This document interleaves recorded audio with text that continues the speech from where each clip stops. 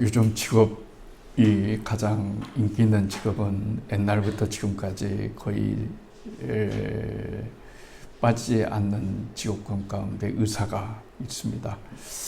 의사가 되기 위해서 대학교를 들어간 우수한 학생들도 반수를 하면서 계속해서 의대를 지망을 합니다. 그 이유 가운데 하나는 의사는 일단 돈을 많이 법니다. 그리고 존경도 받습니다. 그리고 은퇴라는 것도 없습니다. 몸이 닿는 한 환자를 돌볼 수 있는, 그래서 유망 직종으로 되어 있습니다. 그런데 문제는 들어가기가 어렵다는 거죠. 그래서 어떻게 해든지 의대를 들어가게 하려고 하는 것이 요즘 부모들이 가지고 있는 그런 마음이다, 이렇게 볼 수가 있습니다. 그런데 안타까운 그 사회면에 신문에 소식이 실렸는데요. 35세 된 여자 교수 겸 의사가 있습니다. 순천향대 병원에서 의사와 겸임교수를 하고 있습니다. 학교는 중앙대 의대를 나왔고요. 35세에 조교수가 됐으니까 상당히 열심히 산 거죠. 또 성공한 거죠.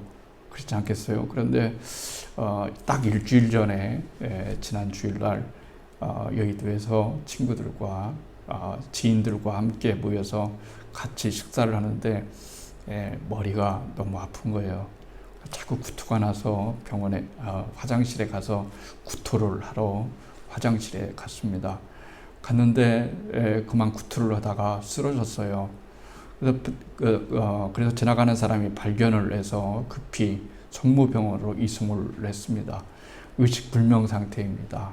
그래서 계속해서 며칠 동안 의식이 깨어나지 못하고 깨어지 못하고 의식만 인공호흡만 하는 그런 상태에 있었습니다. 여기에서 부모들이 결정을 해야 됐습니다. 어떤 결정을 해야 되냐면은 그냥 죽게 내버려 둘 것인지, 아니면 지금 뇌사 상태에 빠져 있지만 살아있긴 하니까 그냥 장기를 적출해서 다른 사람에게 이식하고 죽게 할 것인가, 이런 고민이 빠졌습니다. 아버지가 그 여자 의사분의 아버지가 결정했습니다. 의사니까 이 세상에 사람을 살리러 의사가 됐으니까 장기를 기중하고 죽는 게 좋겠다, 이렇게 생각을 해서 뇌사 상태에 있는 이 여의사가 5명에게 희망을 주었습니다. 심장을 적출했고요. 그 다음에 폐를 적출했습니다. 그리고 간을 적출했습니다. 그리고 이 신장 2개를 각출했습니다. 그래서 죽어가는 환자에게 이식을 해서 5사람이 새로운 생명을 찾게 되었습니다. 이게 인생입니다. 여기까지 우리가 생각하면 참 불행한 이야기가 됩니다.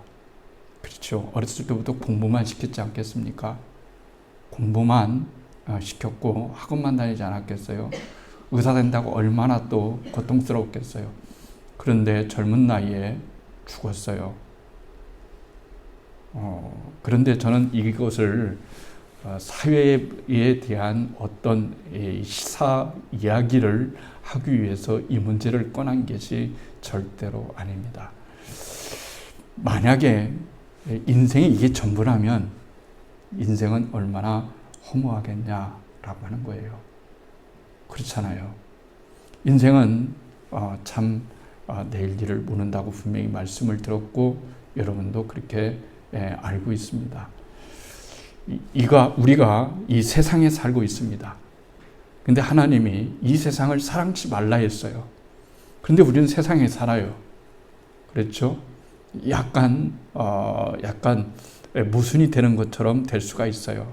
그런데 하나님이 이 세상을 사랑치 말라라고 하는 이야기는 물질적인 세계를 살지 말라 그런 얘기가 아니라 거기에서 나오는 본문의 이 성경에서 나오는 세상, 이 세상은 우리가 보여지는 이 세상도 말하겠지만 진정으로 성경이 우리들에게 말하고자 하는 세상은 어떤 세상이냐면 하나님을 인정하지 않는 세상, 하나님이 없다고 생각하는 세상, 하나님 없이도 살아갈 수 있다고 생각하는 그 세상을 의미하는 거예요. 그럼 바꾸어 말하면 이 세상에 소망이 있으려면 어떻게 되는 걸까요? 하나님이 계시다는 것을 믿어야 되는 거죠. 어떤 일이든지 하나님을 대입해야 할 인간은 소망이 있습니다. 인간은 인간 자체에 절대적으로 소망을 가질 수가 없습니다. 만약에 되돌아가 봅시다. 이 여사께서 35살이 됐으니까 35년 전의 일로 돌아가 봅시다. 그러면 태어났습니다. 그런데 어떻게 해서 부모가 이 아이의 자기 딸의 일생을 알게 되었습니다. 의대를 가고 뭐 가고 35살에 갑자기 쓰러져 가지고 병원에 이송되어서 그리고 뇌상태에 빠져서 장기를 적출해서 다른 사람에게 나누어주고 세상을 떠난다라고 이렇게 알면 여러분 의사 되리라고 그렇게 목매일 수 있을까요? 그렇게 목매면서 살아간다고 그렇게 할 수 있을까요? 그렇지 않을 겁니다. 좀 더 의미 있는 일, 좀 더 정말 좀 더 다른 세계, 뭔가 그것이 아니라 뭔가 정말로 그렇게 허무하게 인생이 끝나는 그런 생각은 하지 않았을 겁니다. 두 번째는 만약에 이분이 이런 고통을 당한다 했다 할지라도 만약에 저 세상을 믿고 그렇게 준비하는 사람이었다면 죽음 너머에 또 하나의 세계가 있다. 죽음 너머에 진짜 세계가 있다라고 믿는다라고 한다면 이 모든 문제는 해석이 되는 거예요. 해석이 될 수 있습니다. 인생을 살아가면서 우리가 세상에 살기 때문에 아이러니하게도 세상을 그렇게 좋아하고 세상에 살기 때문에 세상에서 우리가 고통을 받는 거예요. 세상이라는 곳에 살지 않으면 고통이 없습니다. 세상이 주는 고통이 얼마나 많습니까? 살아가면서 부딪히는 일들이 얼마나 많습니까? 겪어야 할 일들이 또 얼마나 많은지 알 수가 없어요. 우리가 이 요한복음 14장을 오늘까지 3번에 거쳐서 마무리를 합니다. 이 전체적인 이 말씀의 주제는 위로입니다. 위로. 과연 인간은 위로 받을 수 있겠는가?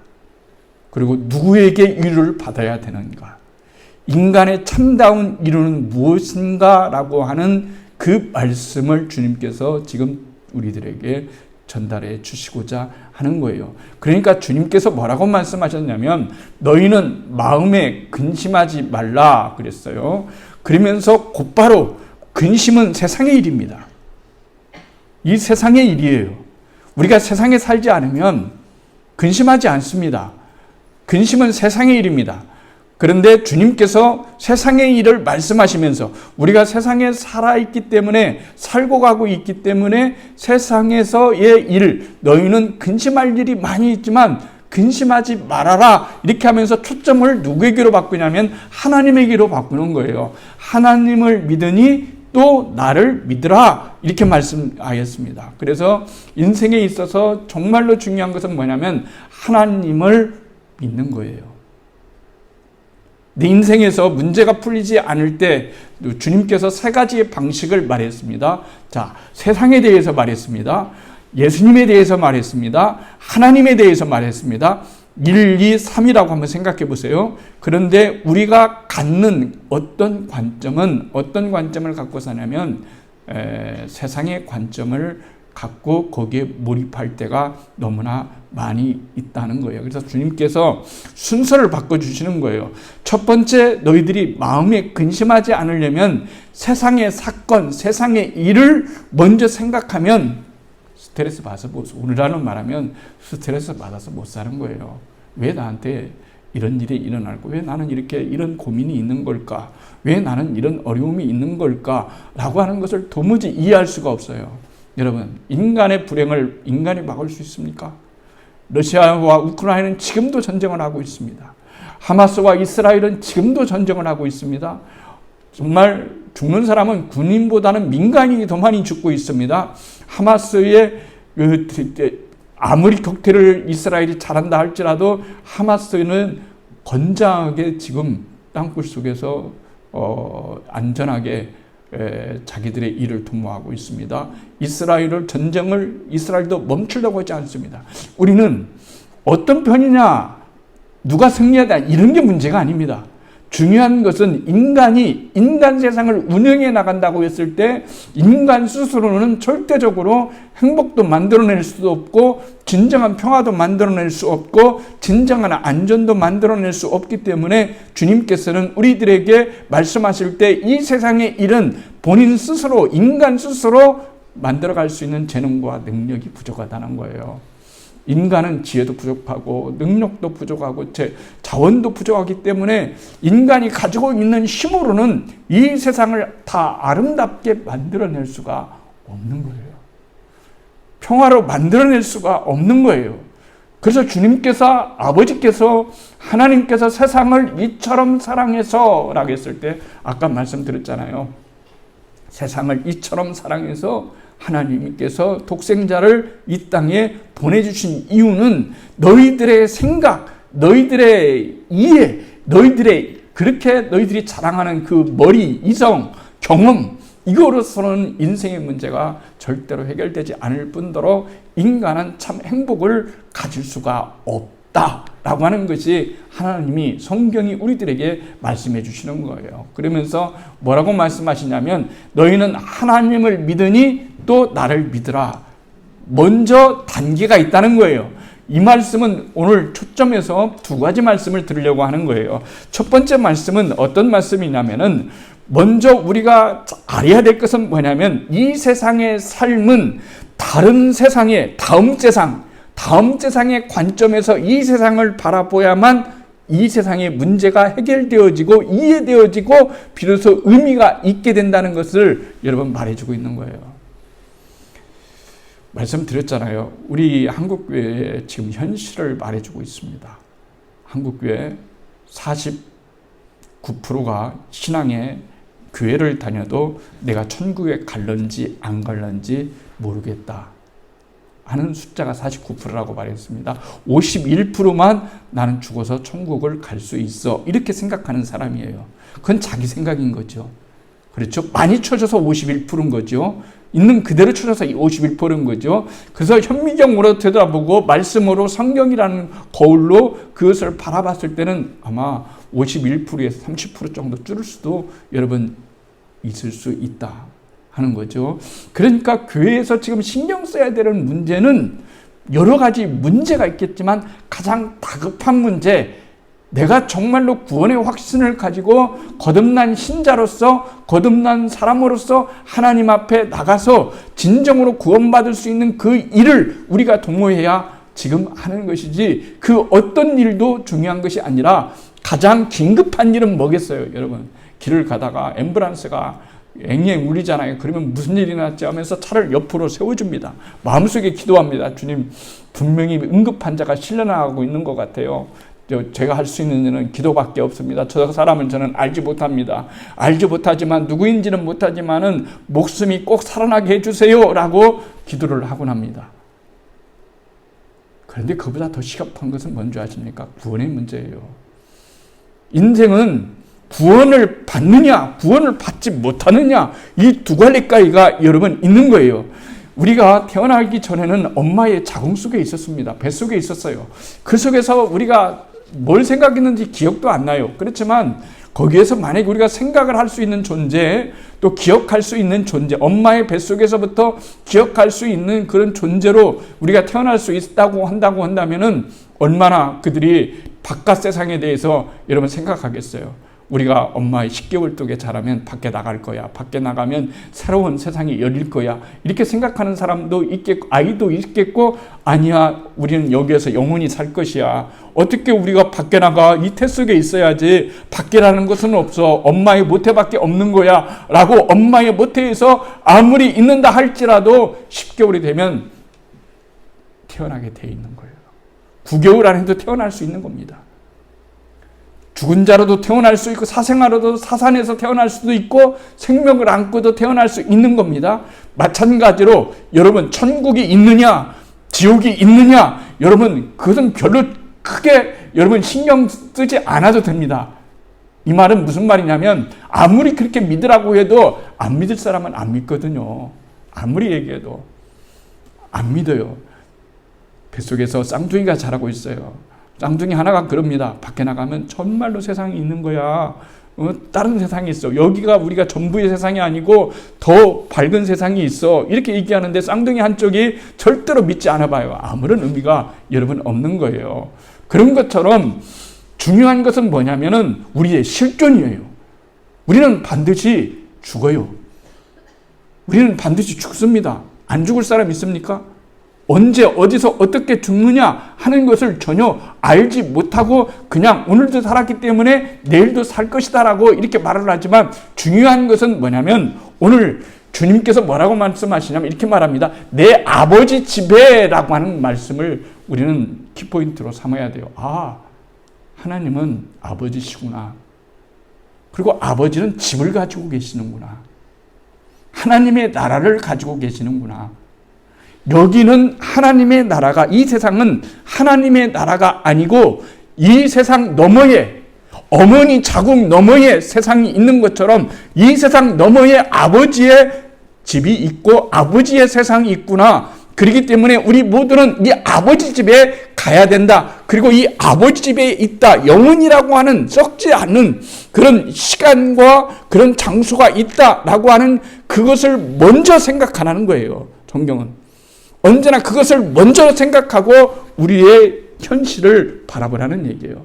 아까 이은혜라고 하는 여자 교수님의 이야기를 했습니다. 아버지가 부모가 선택할 때 뇌 상태에 있기 때문에 본인은 모르겠죠. 둘 중에 하나를 선택해야 돼요. 저는 그분이 예수를 믿는지 안 믿는지는 모르겠어요. 그런데 예수를 믿는다라고 생각해 보세요. 그러면 결정했을 때 마음의 위로가 될 것입니다. 여기를 떠나면 저 너머에 이 세상 너머에 아버지 집에 있는데 내 딸은 이 세상에 나와서 의대를 나오고 의사의 직업을 갖고 있었지만 다른 5명의 생명을 살리고 이 세상의 너머에 하나님 나라에 갔기 때문에 나도 언젠가는 내 딸을 밝히 볼 것이고 그곳에서 영원히 살 것이다 라고 하는 그런 마음이 있다고 한다면 이 세상에서 겪는 우리의 고통은 경감되거나 위로가 되거나 참된 의미가 있지 않겠어요? 그렇지 않고 무슨 위로가 되겠어요? 그런 위로가 없다면 그런 의미가 새로운 하나님 나라라고 하는 세상이 없다면 아무리 손을 붙잡고 예비해주고 5명이 살리고 갔으니 좋은 나라 갔을 거예요. 천국에 갔을 거예요. 이런 말은 사람이 하는 말이기 때문에 위로가 되지 않아요. 하나님이 주시는 말씀이어야 돼요. 하나님이 주시는 말씀은 뭐냐면 하나님을 믿으니 주님을 믿으니 또 나를 믿으라 내 아버지 집에는 거할 곳이 많도다 라고 하는 하나님의 나라에 대한 실체를 진정으로 인정하면서 여러분들과 제가 살아가느냐라고 하는 거예요. 살아가느냐라고 하는 거예요. 그게 중요한 거예요. 여러분 이 세상에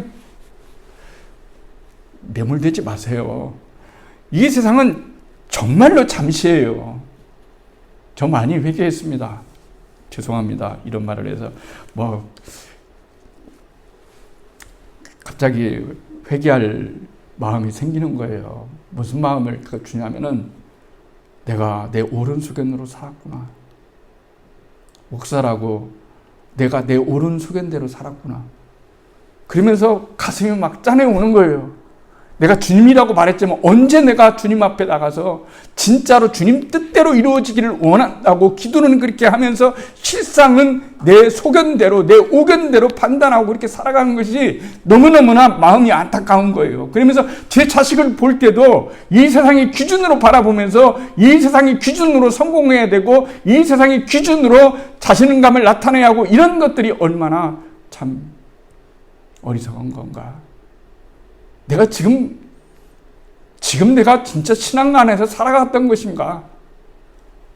진정으로 악을 꼴짝 빈들에 있는다 할지라도 하나님 나라를 정말로 믿는다고 한다면 그것이 상급이 돼야 되고 그것이 기쁨이 돼야 되고 우리의 자랑이 돼야 되지 않느냐라고 하는 거예요.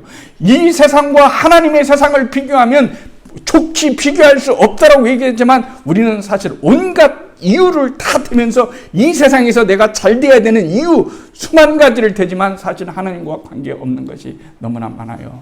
성경은 그러잖아요. 주님은 흥하시고 나는 쇠해야 되겠다라고 이렇게 말씀하셨잖아요. 저는 그 말씀이 제 인생에 너무 와닿는 모토예요.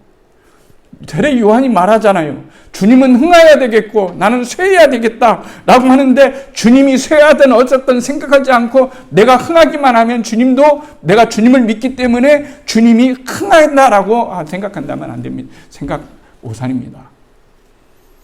내가 받은 모든 것들이 여러분 하나님이 나에게 잘해서 줬다고 생각하면 안 돼요. 그러면 믿지 않는 사람들은 여러분 부자가 되고 거부가 되고 그러면 어떻게 해석을 해요? 그런 건 아니잖아요. 그렇기 때문에 우리들에게 정말로 있을 때 해야 될 것은 뭐냐면 그런 액션이 아니에요. 그런데 말이죠. 사람이 그런 거잖아요. 회개를 하는데 가슴이 팍 이렇게 막 맺혀요. 이게 막 저기에 돼요. 울먹울먹해요.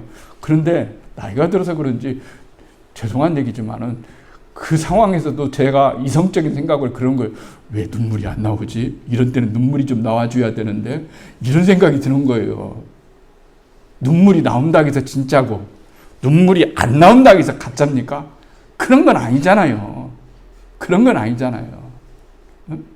그러니까 우리가 이 세상에서 살아갈 때에 정말로 중요한 것은 뭐냐면 우리 아버지 집에 있다는 것, 아버지에게는 집이 있다는 것, 거할 곳이 있다는 것, 거할 곳이 많다는 것을 여러분 알아야 되는 거예요. 그러면 이 세상은 도대체 뭐냐? 이 세상은 성경 나와 있는 대로 나그네예요. 지나가는 길입니다. 우리는 그냥 지나가는 길이에요. 지나가는 길이에요. 저도 가족이 돌아갔을 때 마음이 생각지도 못할 때 마음이 참 많이 아팠어요. 근데 천국에 갔다고 생각하니까 하나 여러분 슬퍼지지 않아요. 우리 아버지는 구원 못 받았어요. 제 동생이 하나 있는데 일찍 죽었습니다. 예수를 잘 믿었어요. 잘 믿었습니다.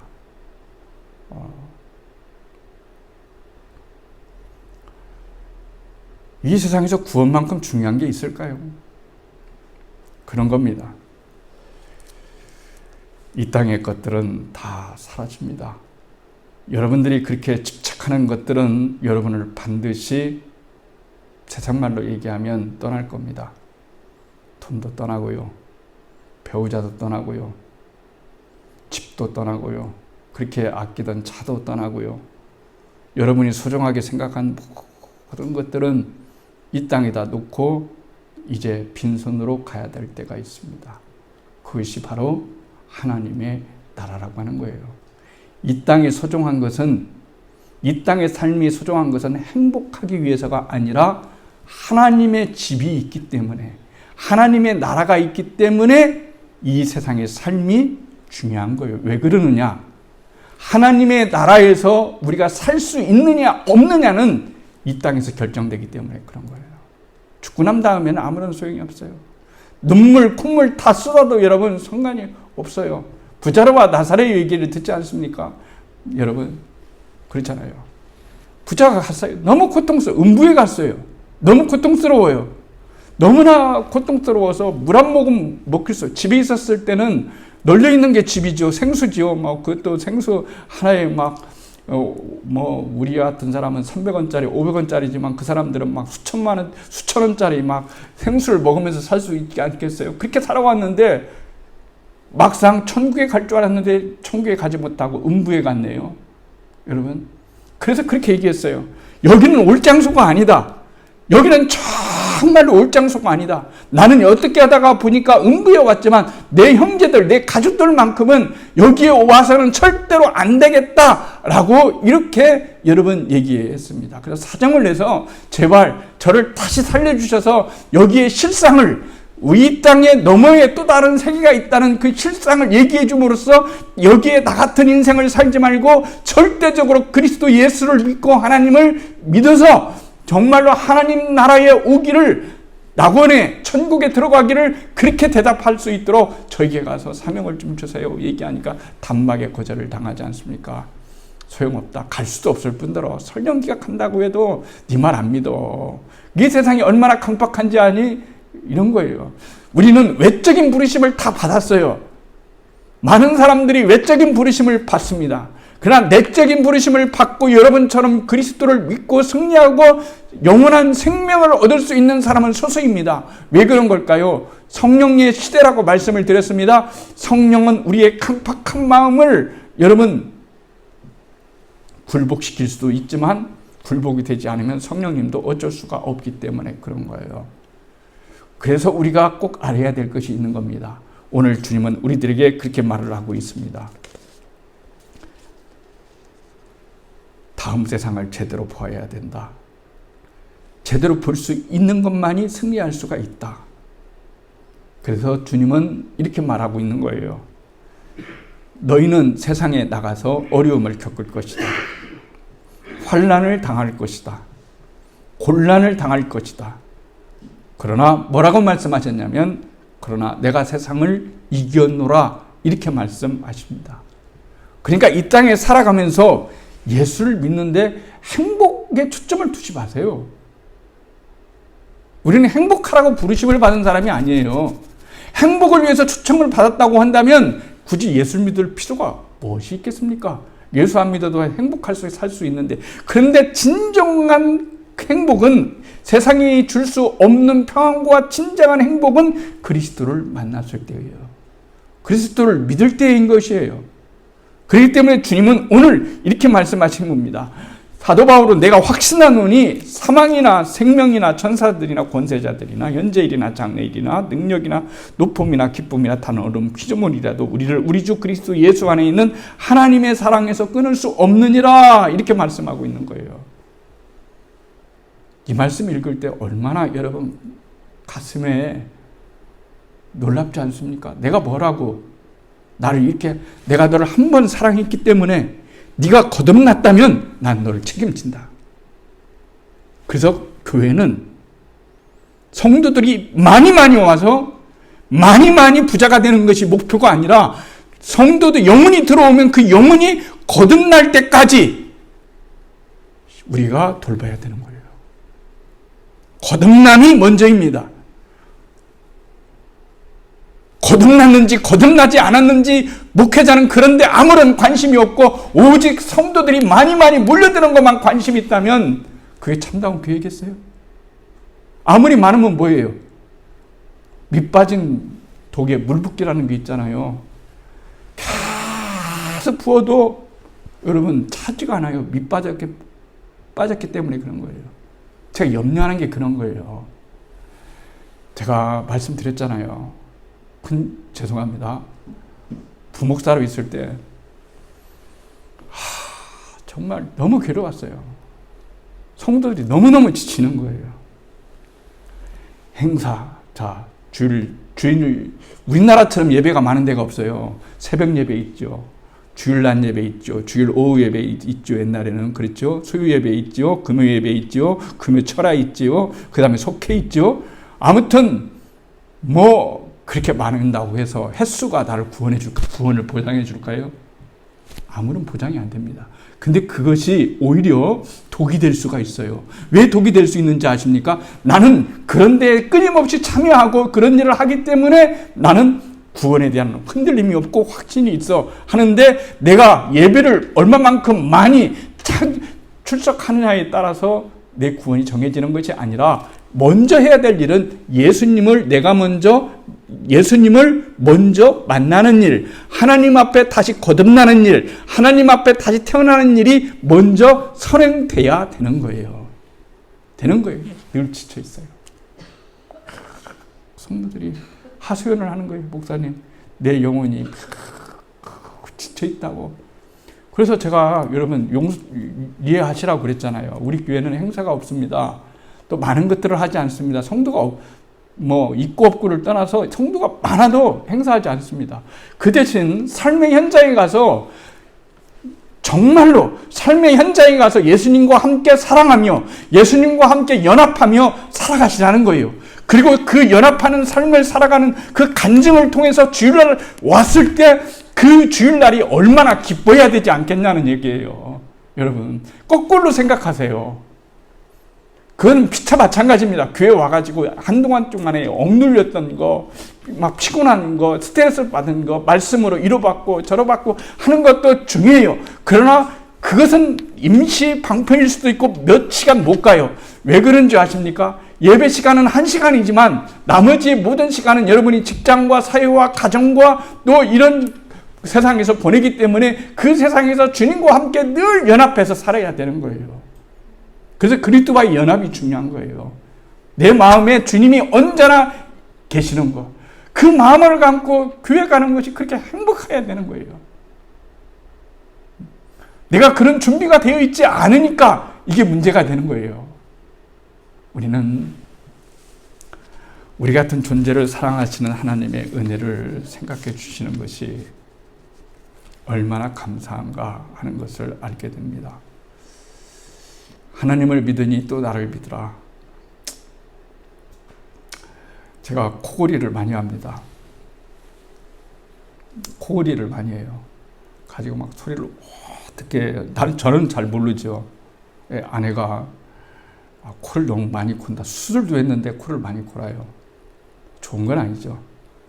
그래서 어떻게 하면 아내를 좀 편해줄까 해서 거실에 나가서 자기로 했습니다. 거실에 나가서 자기로 했습니다. 그러면 좀 덜 불편해 줄 것 같아서 저도 편하고 그래서 갔습니다. 그런데 겨울이 돼서 조그마한 텐트를 하나 사가지고 방한 텐트를 사가지고 한쪽 구석에다 놓고 거기에서 잘 때는 거기서 잠을 잡니다. 옛날에는 그런 생각 못했어요. 어느 곳에 있든지 내 마음이 평안하다. 초가집이나 어떤 집이나 주에서 모신 곳이 그 어디나 하늘나라 이런 것처럼 거기에 누우면요 천국에 누워있는 것 같아요. 솔직히 이렇게 얘기해서 너무 표현이 강한지 모르겠지만 저 너무 행복해요. 그러면서 이 땅에서 내가 큰 저택에 살지는 못하지만 내 아버지 집에 거할 곳이 많도다라고 말씀하셨을 때 그 아버지 집에 가면 얼마나 놀라운 그런 집이 있을까 이렇게 생각하는 거예요. 내 아버지 집에. 이건 실제적인 거잖아요. 주님이 오늘 위로하시는 거예요. 하나님을 믿으니까 나를 믿어라. 그리고 근심하지 말아라. 내가 너를 어떻게 사랑하는 줄 아느냐. 내 독상제까지 보내주면서 내가 너를 사랑하지 않느냐. 그것뿐인 줄 아냐. 네가 나를 사랑하고 네가 나를 전적으로 믿으면 너는 내 아들이 되어지고 내 딸이 되어지고 그리고 마지막 날 너 두려움 가질 거 없어. 너와 내가 이 세상에 살면서 연합해서 이렇게 하나가 되어서 연합해서 사는데 너를 분리시켜놓고 나 혼자 천국에 가겠니? 연합됐다는 것은 분리될 수가 없다는 거예요. 나는 너를 결코 놓지 않겠다는 거예요. 나는 너를 결코 포기하지 않겠다는 거예요. 네가 이 세상에 예수를 믿고 나를 믿으면서 좀 넘어질 때도 있지만 나는 너를 절대 내가 포기하지 않고 나 있는 곳에 너도 있게 하리라. 이 말씀으로 이루를 받으라는 얘기예요. 여러분 그게 이루입니다. 갑자기 돈 많이 생겨서 이루도 될 수 있고 건강 없는 자가 건강이 생겨서 이루가 되는 것도 있지만 진정한 이루는 내 아버지 집에 거할 곳이 많도다 이런 거예요. 주님은 실제로 우리의 거처를 예비하러 가셨습니다. 거처가 다 마무리가 되어지면 다시 이 땅에 재림하시고 오셔서 나 있는 곳에 너희도 데려가겠다 하는 그런 소망을 갖고 여러분 살아가는 사람이 돼야 되지 않겠어요? 얼마나 기쁨입니까? 날씨가 추워졌어요. 여호와의 증인들이 제가 가는 서점 앞에 말씀드렸잖아요. 이 추운 날씨에 파스텔을 얹어놓고 그저 두세 명, 이 추운 날씨에도 그렇게 늙은 분들도 아니에요. 아줌마들이에요.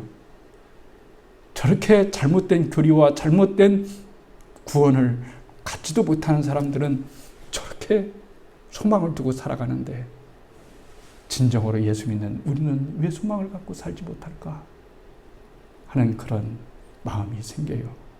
사랑하는 성도 여러분, 주님이 이루하십니다. 뭐라고 이루하시냐면 너희는 마음에 근심하지 말아라. 명령입니다.